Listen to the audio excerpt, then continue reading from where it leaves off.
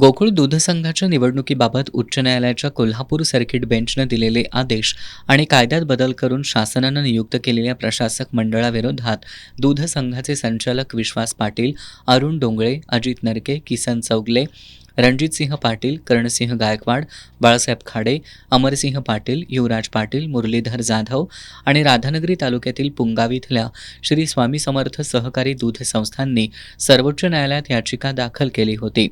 या याचिकेवर न्यायमूर्ती PS नरसिंहा आणि न्यायमूर्ती आलोक आराध्य यांच्या खंडपीठासमोर मंगळवारी सुनावणी झाली. यावेळी संचालकांच्या वतीनं वरिष्ठ वकील ॲडव्होकेट अभिषेक मनू सिंघवी, ॲडव्होकेट आनंद लांडगे आणि ॲडव्होकेट भूषण मंडलिक यांनी बाजू मांडली. तर स्वामी समर्थ दूध संस्थेच्या वतीनं वरिष्ठ वकील ॲडव्होकेट मुकुल रोहितगे यांनी बाजू मांडली. तर राज्य सरकारच्या वतीनं ॲडव्होकेट धर्माधिकारी यांनी काम पाहिलं. यावेळी दोन्ही बाजूंचं म्हणणं ऐकून घेतल्यानंतर आता पुन्हा अंतिम सुनावणी घेऊन निकाल दिला जाणार होता. त्यामुळे गोकुळच्या निवडणुकीबाबत कोणता निकाल लागणार याकडे सर्वांचं लक्ष होतं. दरम्यान आज सर्वोच्च न्यायालयानं या याचिकेवर निकाल दिलाय.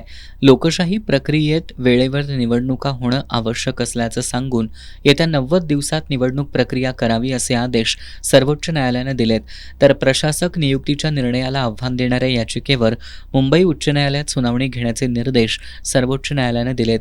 त्यामुळे संघावर प्रशासक राहणार की जुन्या संचालक मंडळाला मुदतवाढ मिळणार याचा फैसला आता उच्च न्यायालयात होणार आहे. सर्वोच्च न्यायालयाच्या आदेशानंतर आता सत्तारूढ आणि विरोधकांच्या मोर्चेबांधणीला वेग येणार आहे.